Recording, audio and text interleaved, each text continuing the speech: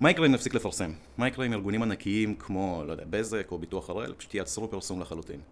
אז האמת היא שלא הרבה. אפשר לראות בתמונה, המספרים מדברים על זה שאחרי שנה ללא פרסום, ארגונים ענקיים, המחירות שלהם ירדו בערך ב10%. זה לא הרבה. עכשיו, זה מעניין מכמה סיבות. א', זה מסביר טוב למה מאוד קשה למדוד אפקטיביות פרסומית. בסדר? לך תמדוד משהו שאם תעצור אותו, בתכלס לא יקרה כלום בטווח של חודשים. ב', זה מסביר טוב מאוד את המושג מחירות בייס. מחירות בייס הם אחוז מהמחירות, אבל מחירות שלא תלויות בפרסום באופן ישיר בטווח של חודשים קדימה.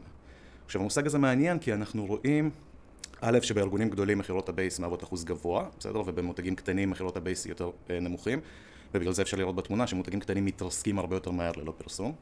אבל ב', אנחנו גם רואים שמותגים שמשקיעים הרבה בפרפורמנס או רק בפרפורמנס לאורך זמן, גם אם המחירות שלהם נראות סבבה, מחירות הבייס שלהם יורדות. ומה שקורה זה שלאורך זמן הן יותר ויותר תלויות בפרסום. לעומת זאת, מותגים גדולים או מותגים שמשקיעים הרבה במותג, גם אם המחירות שלהם סטגנטיות, כי לא יודע מה, אין צמיחה בשוק או כי הם כבר גדולים, מחירות הבייס שלהם עולות, ולאורך זמן הן נהיות פחות ופחות תלויות בפרסום. זהו.